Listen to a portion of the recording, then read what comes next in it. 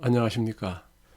분포 정수회로 6단원 중에 오늘 첫 시간, 첫 강의 시작하도록 하겠습니다. 분포 정수는 RF 노트 A의 첫 번째 주제입니다. 분포 정수회로 시작하도록 하겠습니다. 먼저 차례를 보면은 먼저 분포 정수회로에 대한 개요에 대해서 설명드리고 첫 시간에는 신호파의 정의 또 그리고 특성 임피던스에 설명드리고 두 번째 시간부터는 반사파, 교류 정상 상태의 일반해, 무손실 전송선로, 무해 전송선로, 반사계수, 수가계수, 정제파비 이렇게 6시간으로 나누어서 강의하도록 하겠습니다. 먼저 분포 정수의 개요를 설명드릴게요. 우리가 분포 정수 하려면 분포 정수를 공부할 때에 대개 이제 집중 정수 회로와 분포 정수 회로의 차이점에 대해서 설명을 드리고 수업을 시작을 하죠. 그런데 여기는 분포 정수 회로고 여기는 집중 정수 회로죠. 우선 개략적인 차이점을 본다면은 회로 소자 RLC가 되겠죠. RLC가 긴 파장이 긴 주파수에 비해서 짧은 선로 구간에 집중적으로 배치된 회로를 말한다. 모양은 이렇게 된 것을 집중 정수 회로라고 그러죠. 그리고 선로의 분포 소자 성분은 선로, 이게 선로죠. 여기까지가 요 선로.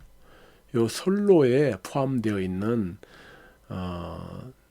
소자 성분들은 그 영향을 무시할 수 있는 회로를 말한다.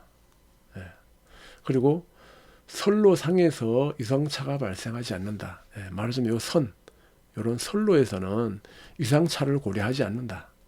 발생하지 않는다. 이게 이제 집중 정수회로의 특징이고, 반면에 분포 정수회로는 겉보기에는 이렇게 집중 정수회로처럼 회로 소자가 보이진 않습니다. 그죠?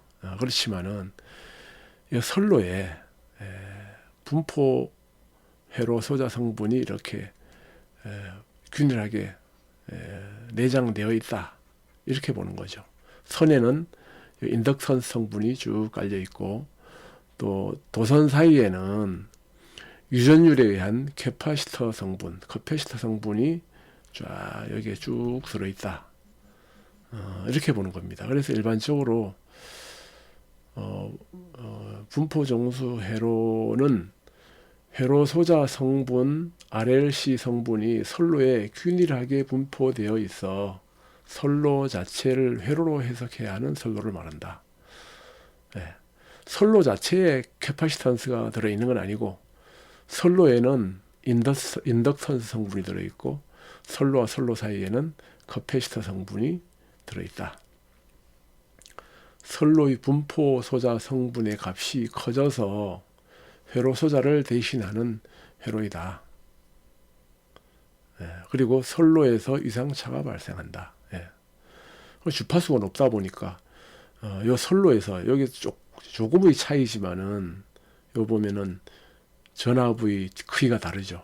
여기 높고 여기 낮고 이상 차이가 발생하는 겁니다. 선로에서 일종의 이렇게 인덕턴스가 이렇게 포함되어 있기 때문에 전압 차이가 난다, 이렇게 볼 수 있겠죠. 이런 식으로 해석하는 것이 분포 정수 회로이다. 이게 이제 집중 정수와 분포 정수 회로의 대표적인 차이점이고, 여기에서는 분포 정수 회로가 길이가 1m를 잡았고, 1m. 통상 케이블은 만들어낼 때 그 규격이라는 걸 적어 놓잖아요. 스펙에 보면은 1m를 기준으로 합니다. 그래서 선로의 인덕턴스가 1m에 얼마다. 여기는 특성 임피던스가 55옴인 동축 케이블로 볼 때는 컨덕터의 인덕턴스는 메타당 190나노 헬리가 되고 선로 사이에 유전율에 의한 커패시터 용량은 75.8 피코페럿 퍼 미터가 된다. 이게 이제 규격입니다. 그래서 주파수가 아주 낮은 경우에는 1m에 그냥 이렇게 95, 180 나노 헬리 그리고 75.8 피코페롯의 회로가 이렇게 T자형 또는 뭐 여계일자형 또는 파이형으로 구성되어 있다라고 이제 등가 회로로 해석할 수가 있습니다. 그리고 우리가 일반적으로는 이 분포 정수 회로의 등가 회로는 이렇게 뭐 T형이나 이런 파이형으로 이렇게 구성될 수 있다라는 것은 우리가 서적에서 교과서에서 우리가 배워왔지만은 우리가 여기는 집중정수 회로인데 이 집중정수 T형 회로와 이 분포정수 회로가 같아. 모든 면에서 같지는 않지만은 이것을 같다고 해석할 수가 있습니다. 사실 제가 이 분포정수 회로를 강의하게 된 이유도 이 정도에서 끝날 것 같으면은 제가 뭐 굳이 분포정수 회로에 대해서 강의할 필요는 없다고 느꼈고요. 여기 T형 또는 파이형 회로와 이 분포정수 회로는 어떠한 특정한 조건 하에서는 완전히 같아, 완벽하게 같아. 이 사실을 제가 깨닫기까지는 지난 한 1년 정도의 시간이 소요되었습니다. 그래서 이 부분을 여러분들이 반드시 알도록 해드려야 되겠다 하는 의도에서 사실 제가 분포정수 회로를 강의를 시작했습니다. 이것이 완전히 같다는 것을 여러분들이 이해하기 위해서는 지금 현재 분포정수 강의에서는 설명을 드리지 못하고 다음 집중정수회로와 분포정수회로 그리고 4단자 전송 파라메타를 설명할 때에 왜 이것과 이것이 같은지 어떨 때 같은지 또 어떨 때는 좀 다른지 이런 부분에 대해서 제가 소개하도록 하겠습니다. 다음은 신호파의 정의에 대해서 설명을 드리겠습니다. 여기 보면 진행파, 입사파, 반사파, 투과파, 정제파 이렇게 있는데요. 여기서 이제 전압과 전압파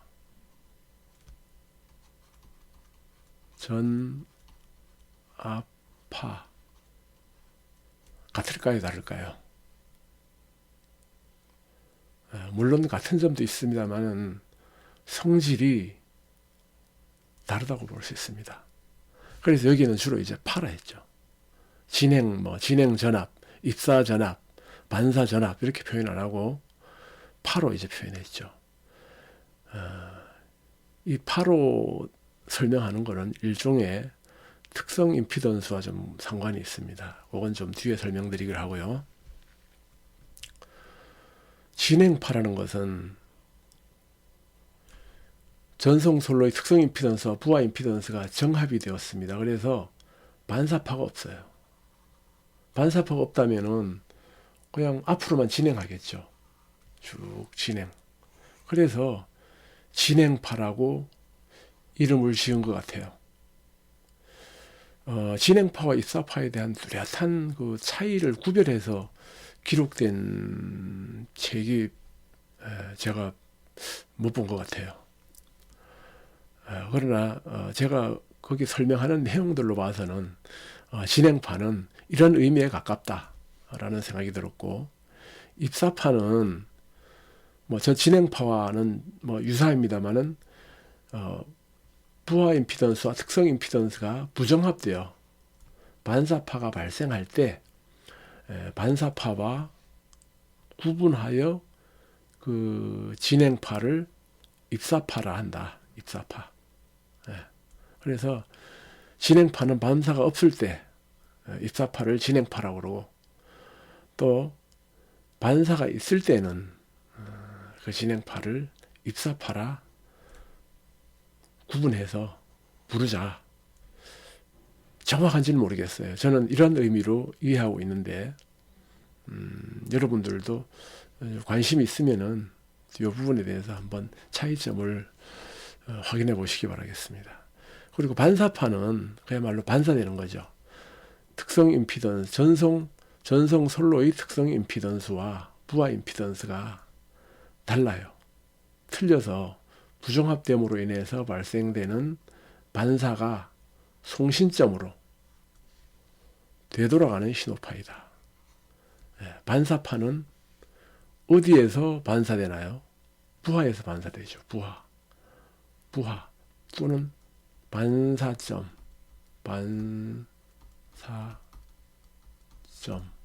또는 수신점, 그죠?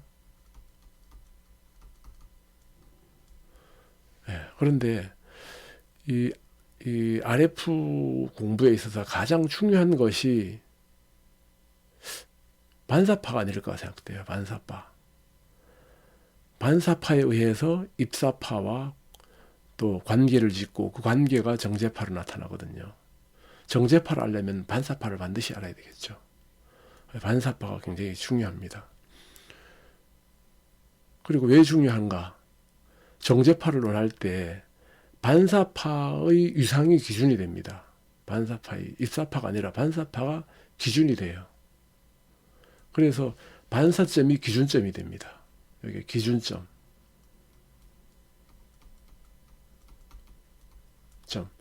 다른 말로 하면은 원점.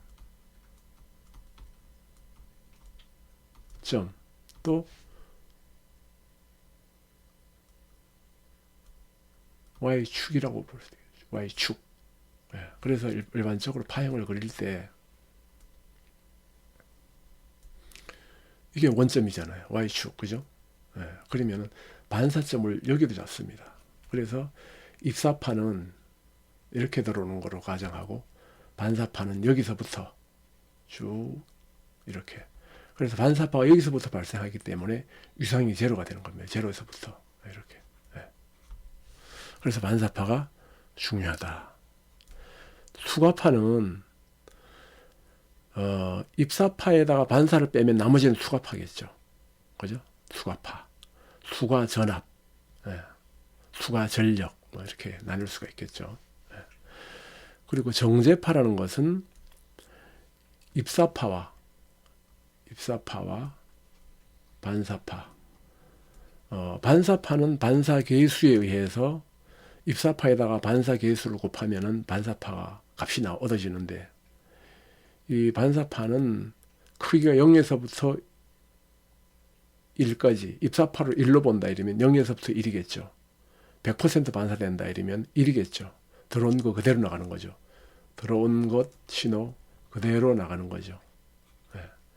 그러면은 이런 파형이 되겠네요. 이게 반사계수가 1일 때죠. 이게 반사계수 감마, 뭐 이렇게도 쓰고 이렇게도 쓰기도 하는데, 하여튼 감마는 1이다. 그리고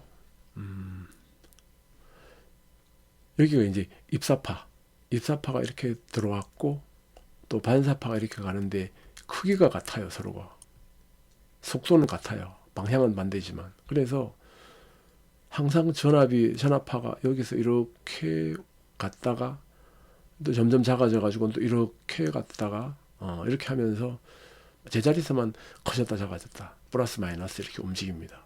이동을 안 하고. 그래서 이제 정제파라고 부르죠.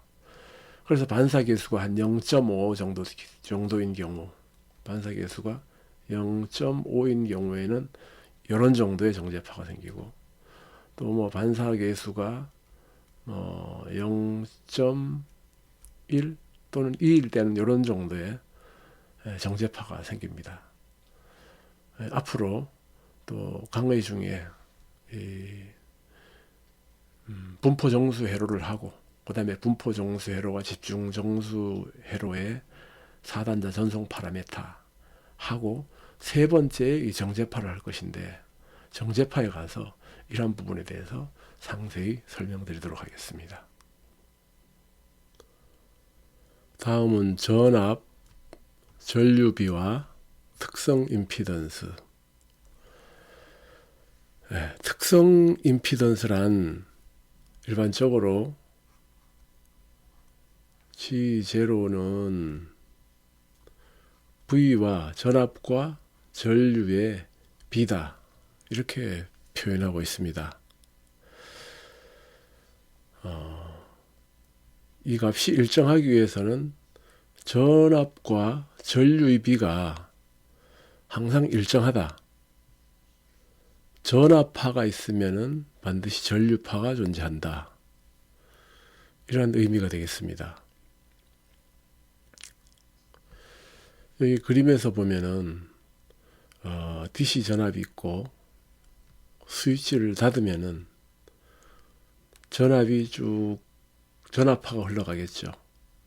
우리가 일반적으로 집중 정수 회로에서는 부하가 연결되어 있지 않을 때에는 전류가 흐르지 않는다, 이렇게 우리가 알고 있죠. I는 R분의 V, 이래서 R은 무한대. 우리 여기서 부하는 일반적으로 우리가 R 값으로 정해지고, 또 R 플러스 또 리액턴스가 들어가는 경우도 있죠. 근데 대개 정합된 회로는 부하가 R로 끝나죠.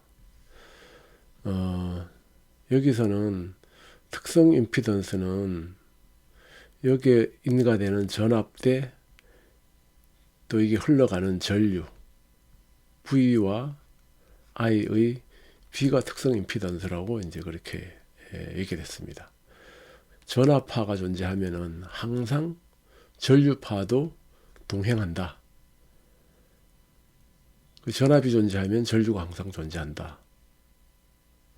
그 일반적인 집중 정수 회로에서는 전압이 존재해도 부하가 오픈되어 있으면 전류가 흐르지 않게 되는데, 여기 분포 정수 회로에서는 특성 임피던스를 적용해야 되니까 전압이 존재하면 전류가 존재한다, 이렇게 말할 수가 있습니다.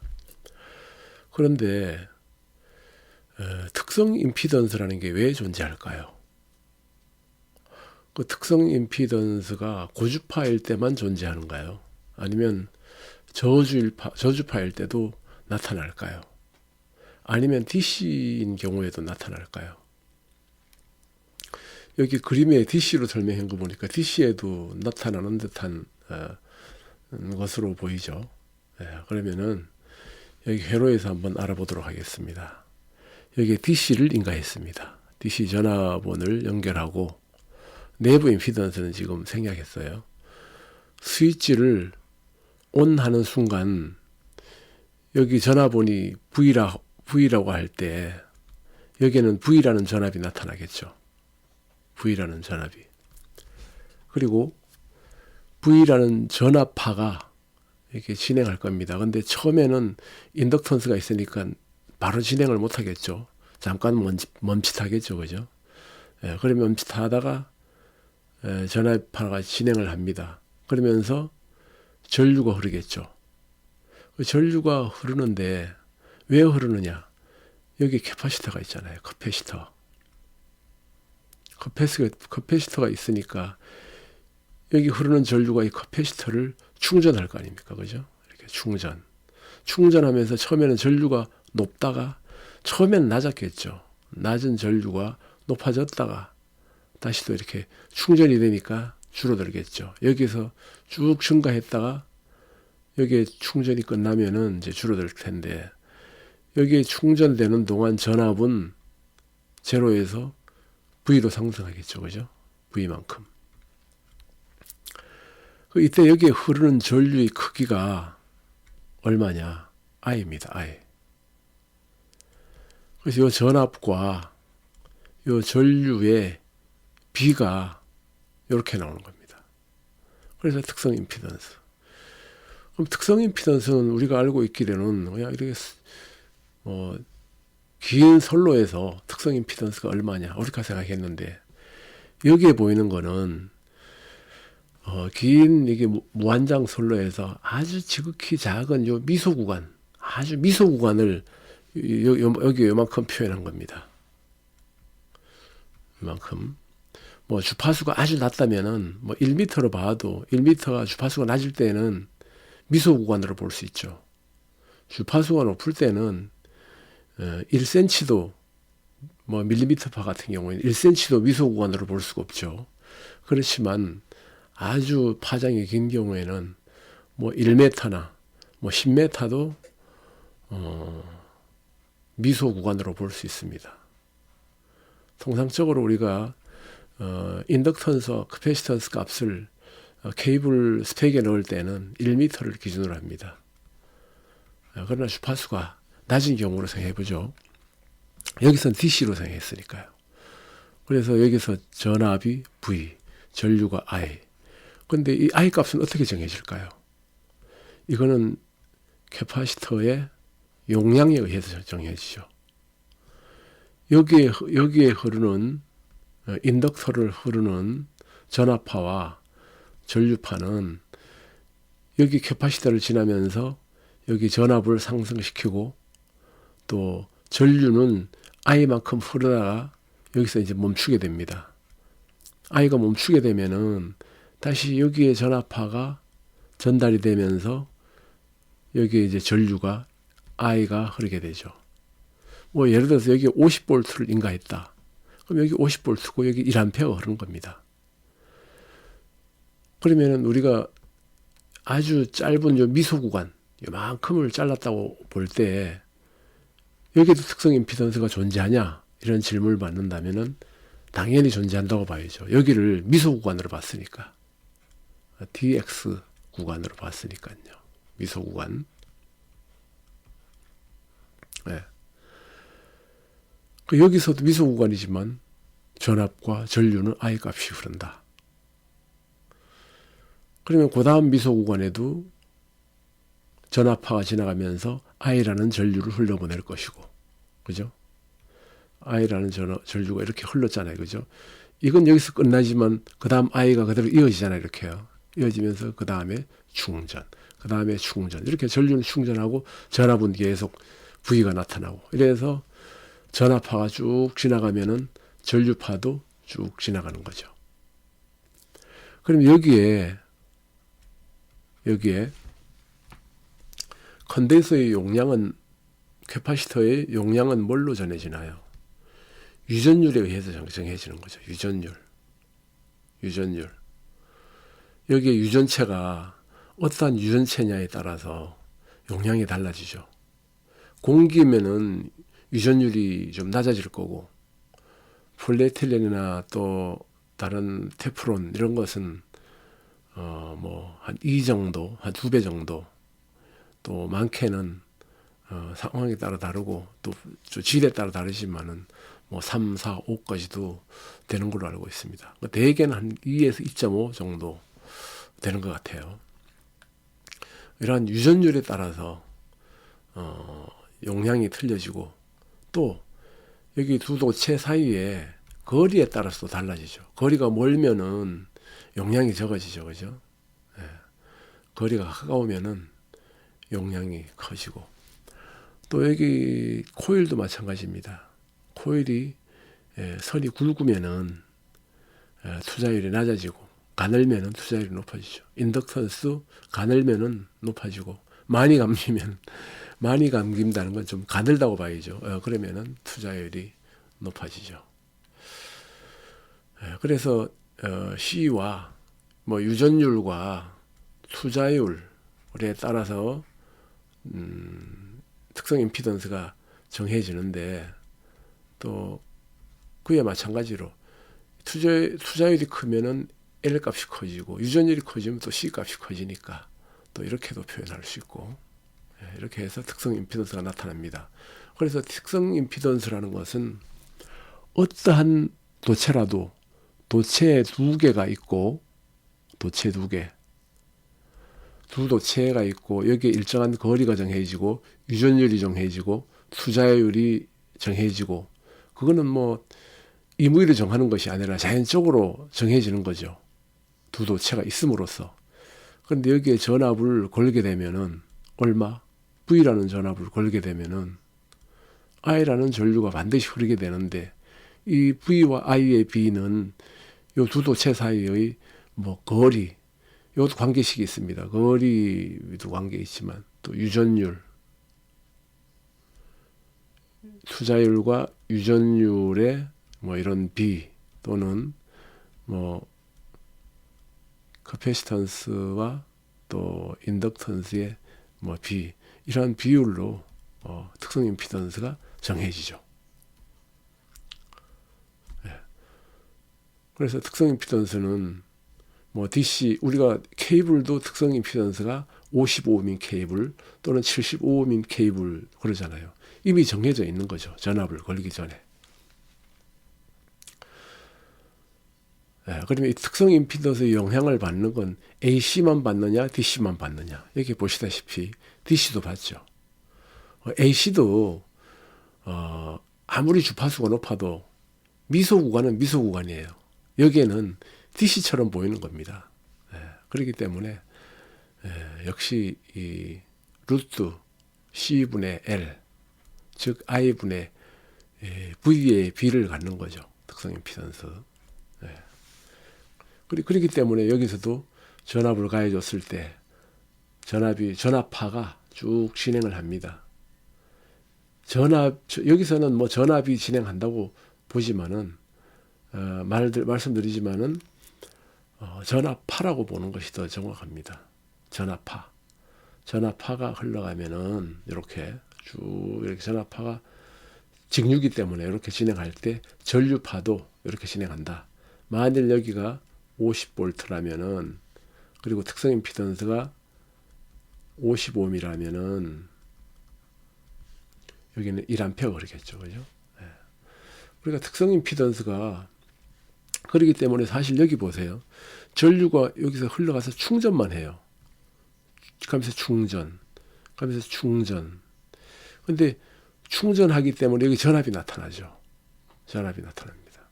그래서 충전하고 전압은 오히려 방전하는 형태로 나타나죠. 그러다 보니까 여기서의 에너지의 소모가 없습니다. 에너지의 소모가. 다만 전압과 전류의 비율을 정해주는 것이지 에너지의 소모는 없다는 것이죠. 일반적으로 우리가 임피던스 하면은 임피던스는 레지스턴스 성분에다가 리액턴스 성분을 이렇게 더해 주는 건데요. 우리가 보통 뭐 저항 이러면 이걸 떠올리죠. 저항. 그리고 오hm 이렇게 얘기하죠. 우리가 특성 임피던스 50ohm이라고 50ohm 이렇게 쓰기 때문에 이 느낌이 강합니다. 그래서 소모성이 아닌가 이렇게 생각하는 경우가 있어요. 그렇지만은 소모하는 건 아닙니다. 에너지를 소모하는 것은 아니고 전압과 전류의 일정한 비율로 흐르게 해주는 그런 특성입니다. 그래서 특성 임피던스라고 그래요. 특성 임피던스가 55mm일 경우에 50V를 걸어주면 1A가 흐르고 또 100V를 걸어주면 2A가 흐르고 이것이 이제 특성 임피던스의 역할이죠.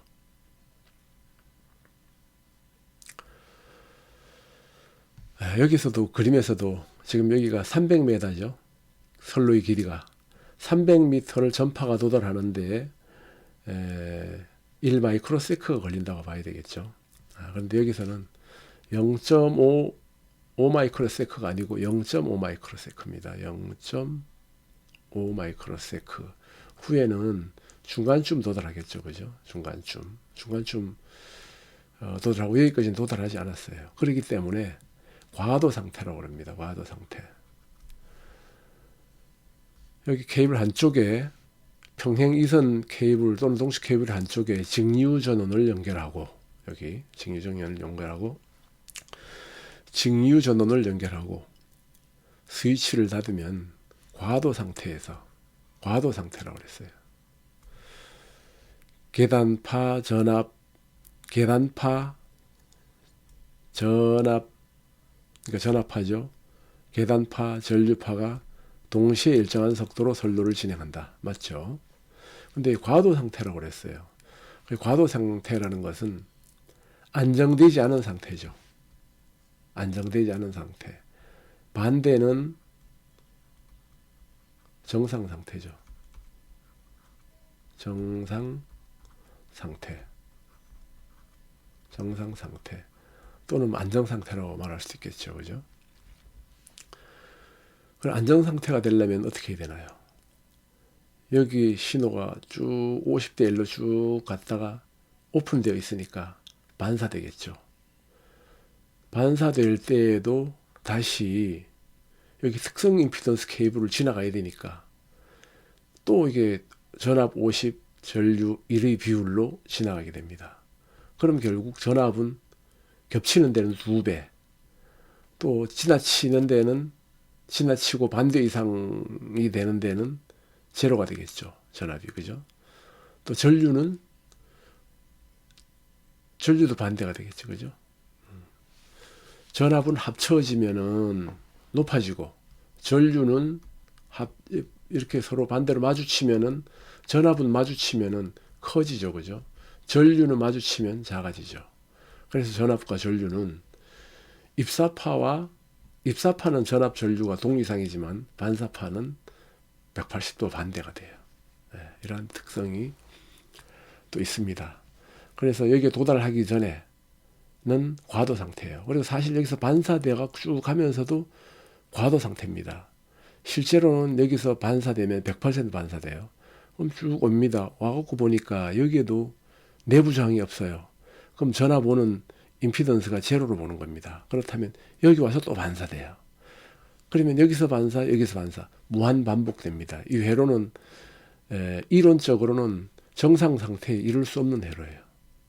그렇지만 선로의 저항이 조금씩 있으니까, 내부 저항도 무한대는 될 수 없으니까 몇 번 왔다 갔다 하면서 안정이 되겠죠. 안정이 되면은 여기는 그대로 50V고 전류는 흐르지 않게 되겠죠. 이제 그게 정상 상태고, 그러기 전에 과도 상태에서는 특성 임피던스에 따라서 전압과 전류가 흐른다. 부하에 상관없이.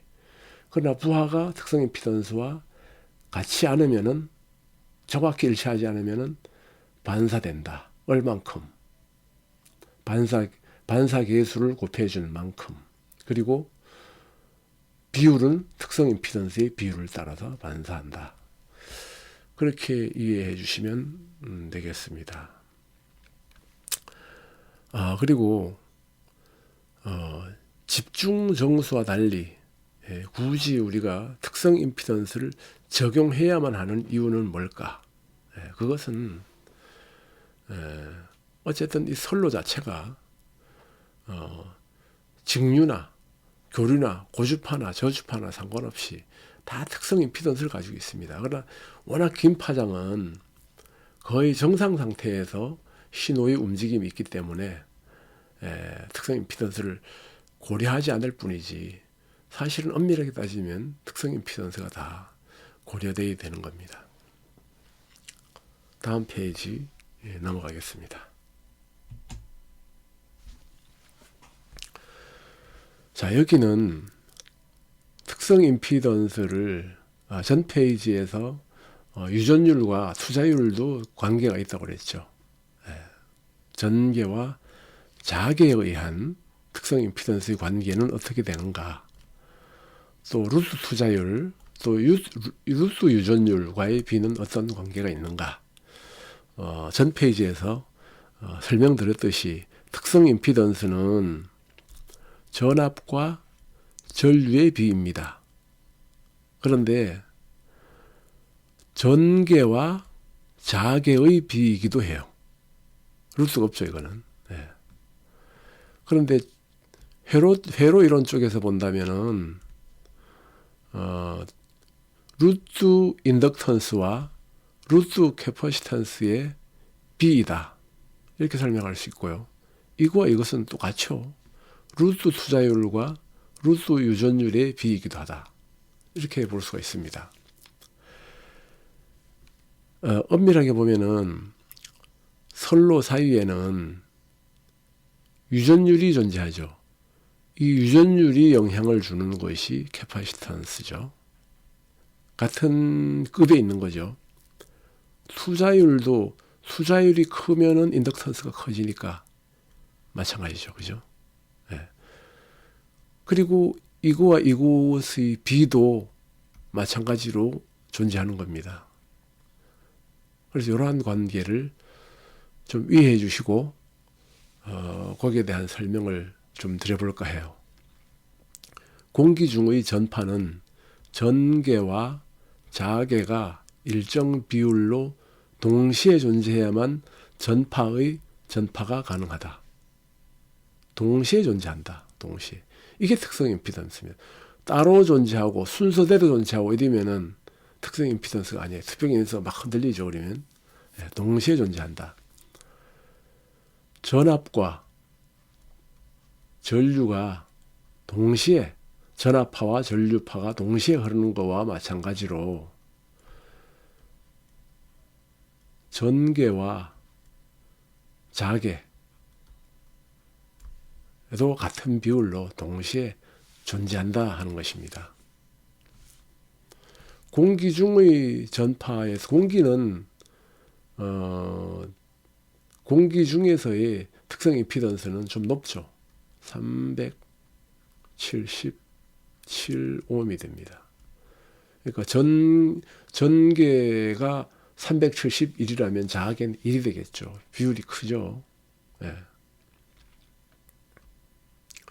120파이가 되겠고요. 그리고 평행도체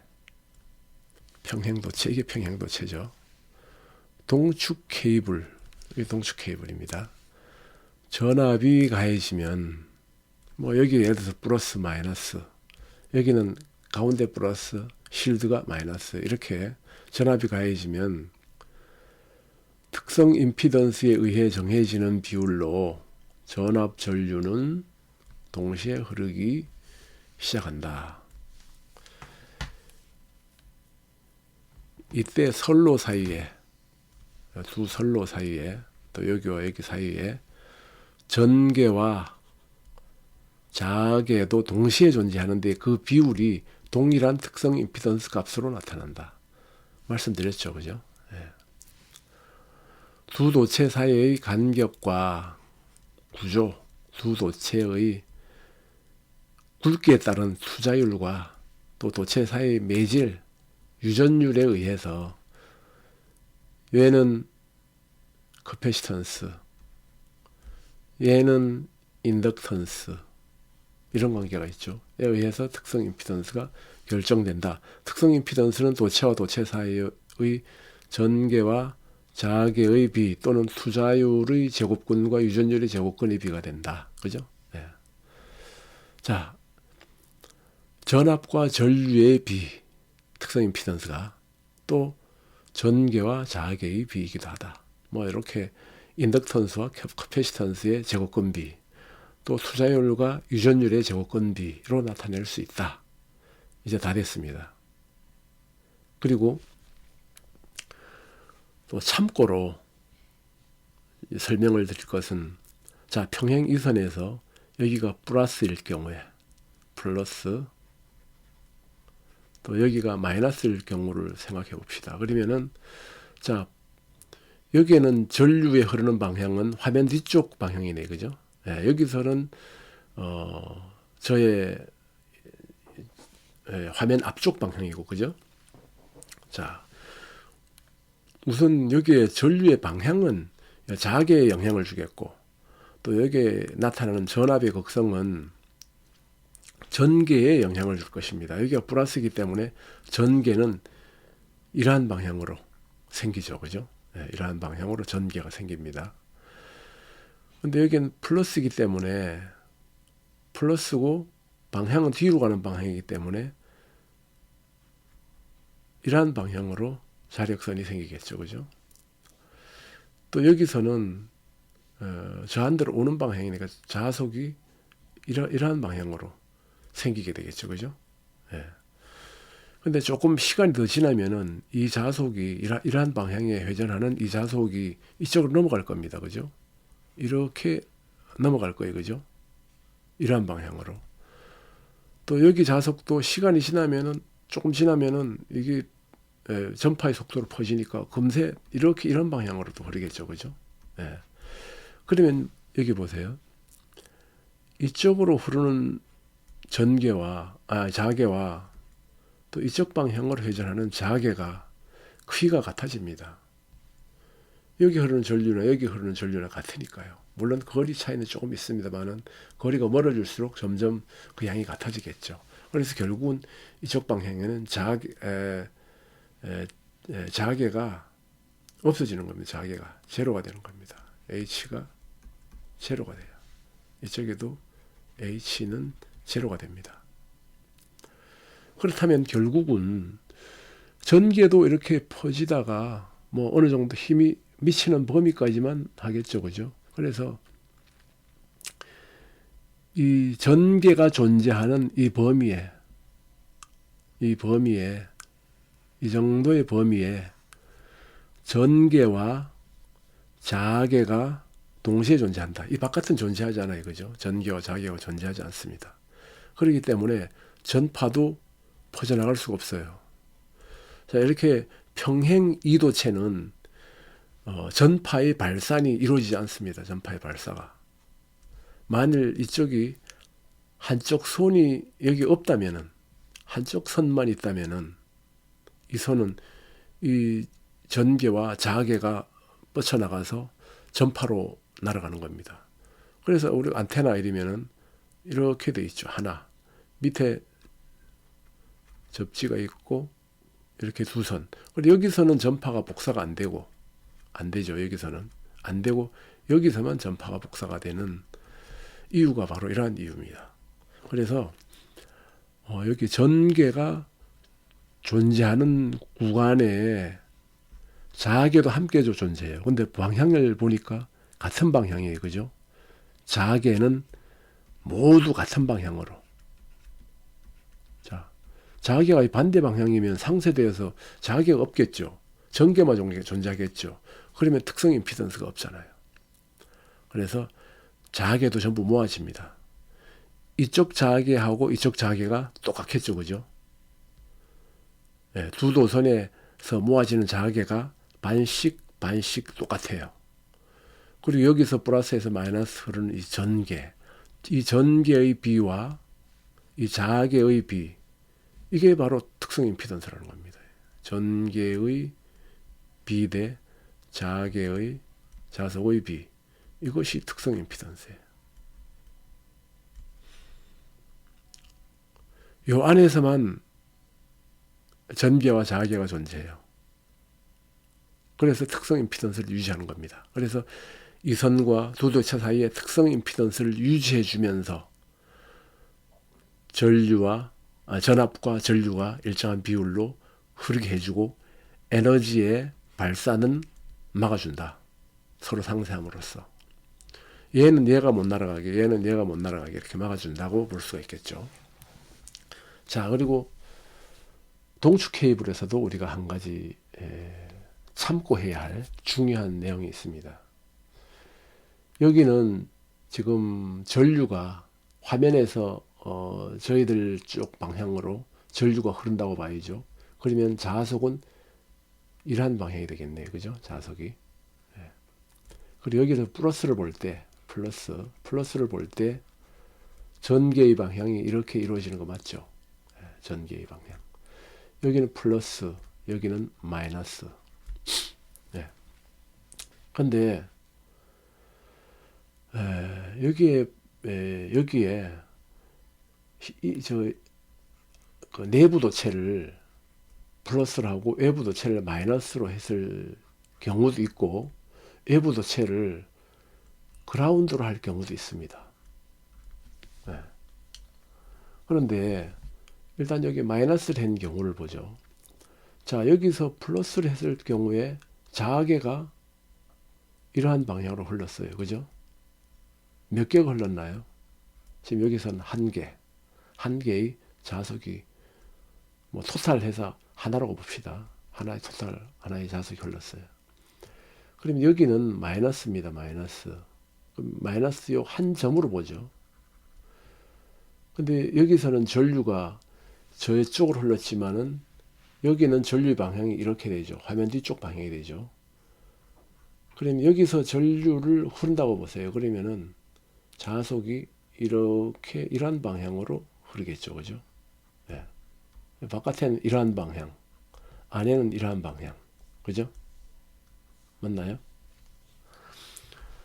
자, 이러한 생각에 우리가 할 수가 있어요. 그런데 사실은 이 자석은 이렇게 쇠를 뚫고 이 실드를 뚫고 이렇게 루프를 갖지 못합니다. 갖지 못하고 내부에서만 회전을 해요. 내부에서만. 내부에서만. 어떻게? 내부 도체와 같은 방향으로. 여기와 마찬가지로. 얘와 얘가 서로 합해지죠. 이것도 마찬가지입니다.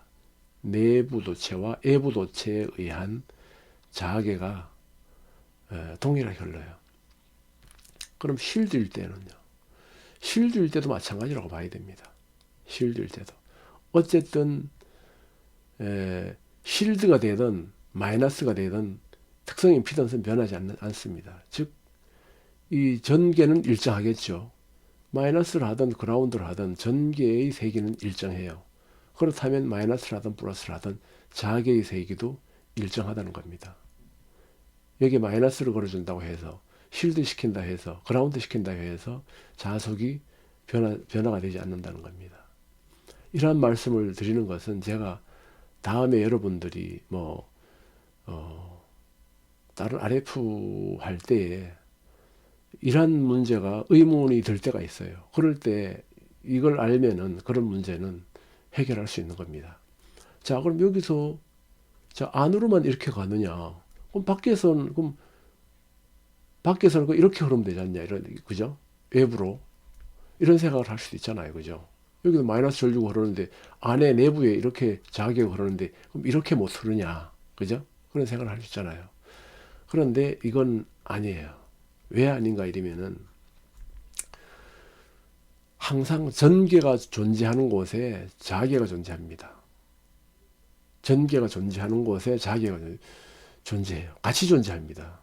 여기 동시에 존재한다고 그랬죠. 항상 전개가 존재하는데 아니에요. 이 플러스에 의해서 이게 마이너스가 되는 거죠. 혼자 마이너스가 아닙니다. 상대적이잖아요. 그죠? 그래서 상대적이기 때문에 전이 차이가 생기고 여기서 전개가 발생이 되고 이 전개가 발생되고 전류의 흐름 때문에 자개가 발생되는 거기 때문에 이 내부에서만 생겨요. 외부에서는 생기지 않습니다. 그래서 외부에 생긴다면 즉 자개가 줄어들겠죠. 줄어들기 때문에 임피던스가 그러면은 더 커지잖아요. 그죠? 그런데 마이너스든 그라운드든 자개의 세기는 변동이 없어요. 즉 임피던스의 변동이 없습니다. 그렇기 때문에 얘도 없다는 것이 맞죠. 외부에는. 자, 이러한 점이 여러분 앞으로 RF를 공부하고 이러한 부분들이 3dB 커플러나 아니면은 또 험이터라는 것도 그렇고 또 RL 브리지라든가 리턴 로스 브리지라든가 이런 부분도 해석할 때 이러한 제가 말씀드린 이러한 부분들이 적용이 돼요. 그러니까 이 부분도 그렇게 이해해 주시면은 다음에 도움이 될 것 같습니다. 다음 페이지 넘어가겠습니다.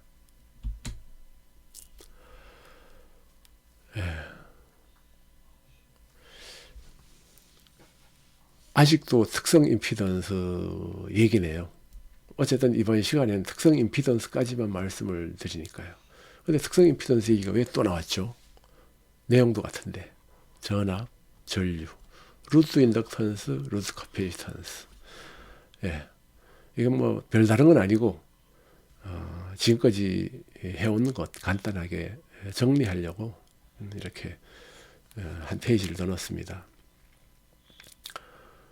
평행 도선을 흐르는 신호는 분포 정수 선로 등가효로에서 보면 인덕턴스와 투자율 관계가 있죠, 그죠? 인덕턴스와 투자율.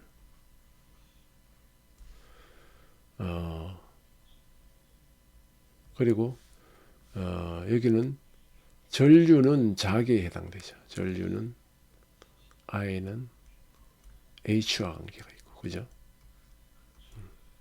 투자율. 커패시턴스는 유전율과 관계 있겠죠. 예. 전압은 전개와 관계가 있겠죠. 그죠? 예. 각각 이렇게 인덕턴스는 전류에, 카패시턴스는 전압에 대한 관성을 갖기 때문에 신호가 진행하는데 방해가 된다. 예를 들어서 여기 투자율이 커요. 즉 인덕턴스가 커요. 그러면 전류가 잘못 흐르겠죠. 그죠? 또 이게 카패시턴스가 용량이 커요. 그럼 충전하는데 시간이 걸리겠죠. 시간이. 그래서 얘들이 크면은 전파의 속도는 루트 LC분의 1이에요. LC분의 1. 자, 우리가 공진 주파수가 2파이 루트 LC분의 1 이렇게 표현하잖아요. 비슷해요. 그죠? 전파의 속도도 루트 LC분의 1이라고. 이거 관계가 있느냐? 뭐 직접적인 관계는 없지만은 그래서 좀 유사한 부분이 있어요. 루트 LC분의 1, 루트 투자율 유전율 분의 1. 네. 이것이 전파의 속도예요. 전파의 속도. 자, 그러니까 L과 C가 크면 속도가 늦어지겠죠. 투자율과 유전율이 커지면 속도가 늦어지겠죠.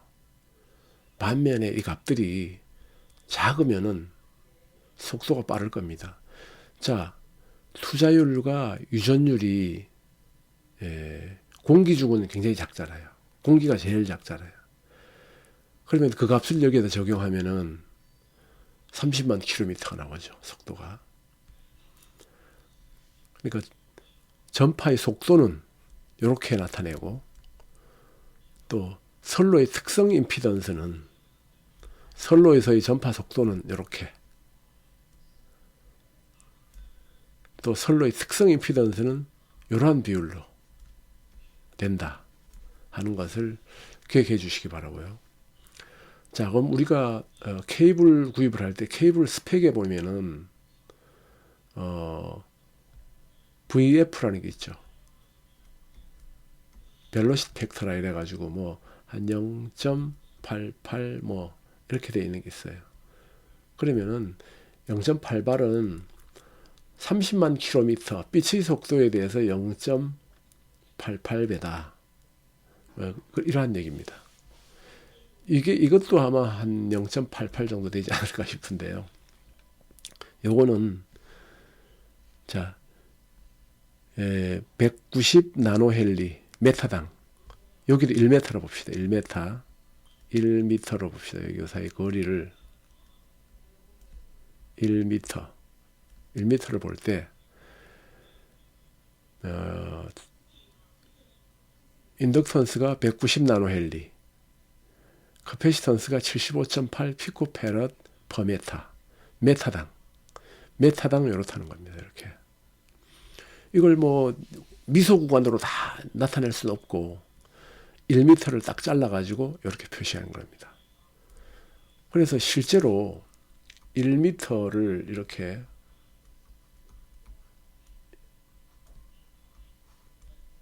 자 이렇게 해가지고 분포 정수회로고 똑같으냐 계산하면은 이거하고 계산하면은 똑같이 나와요. 이거와 이것을 계산하면은 뭐 여기 이게 190이고 15.8이면은 특성 임피던스가 같죠. 특성 임피던스가 같으면은 결과도 같게 나오겠죠. 그러나 대개 여기에서 지나가는 속도가 이 계산하면은 약 한 27만 킬로미터 정도 돼요. 27만 킬로미터가 되는데 속도로 따지면은 여기 지나는 속도가 3.6 나노세크 정도, 메타당 이 정도 됩니다. 이 정도 되는데 이 선로를 1MHz의 신호가 통과한다고 하면은 1MHz의 한 주기는 1 마이크로세크가 됩니다. 1 마이크로세크에 3.6 나노세크라 이러면은 이걸 나눠야 되겠죠. 1 마이크로세크 하게 되면은 여기에다가 360도를 곱해보죠. 360도를 곱해보면은 약 한 1.3도 정도의 오차가 나요. 네. 그러면 여기에 요 미소 구간이 여기에서 전체에 이게 360으로 분할했을 때 한 1.3 정도 차지합니다. 아주 미소하게. 예. 그렇기 때문에 1MHz 정도에서는 미소 구간으로 간주할 수가 있겠죠. 그러나 이것을 1MHz가 아닌 10MHz, 10MHz면 벌써 10도 정도 차이가 나겠죠. 그리고 10MHz, 예를 들어서 100MHz면은 100도 차이 나나요? 하여튼 이렇게 1도 정도의 오차는 무시할 수 있지만 그거보다 오차가 많다 이러면 무시할 수가 없죠. 그래서 한 1MHz 정도, 1MHz 정도는 여기 이러한 메타당 이러한 값을 넣은 이런 L형 회로나 T형 집중정수회로 또는 파이형 집중정수회로는 이 분포정수회로와 등가회로가 같아. 그래서 1MHz 이내에서는 거의 같다고 보아도 된다 라고 말할 수가 있습니다. 특성 임피던스는 평행도선에서는 이렇게요. 미소 구간 단위별 구간 단위별 얘기하는 거죠. 여기서 요 구간 단위를 얘기하는 거죠. 전압과 전류 비이면서 동시에 전기와 자객의 비이기도 하고, 그렇죠. 인덕턴스 제곱근과 커패시턴스 제곱근 비이면서 동시에 투자율 제곱근 비와 유전율 제곱근 비이기도 하다. 어쨌든 특성 임피던스는 이 전체가 동일한 모양이니까 하나의 특성 임피던스로 말할 수가 있겠죠. 이러한 특성 임피던스로 말할 수 있겠지만, 그러나 따지고 보면은 요 작은 구간 하나하나가 특성 임피던스가 지제로다, 이렇게 말할 수도 있겠죠. 특성 임피던스에 대한 모든 관계는 여기에 이렇게 정리된 대로 기억해 주시면 되겠습니다.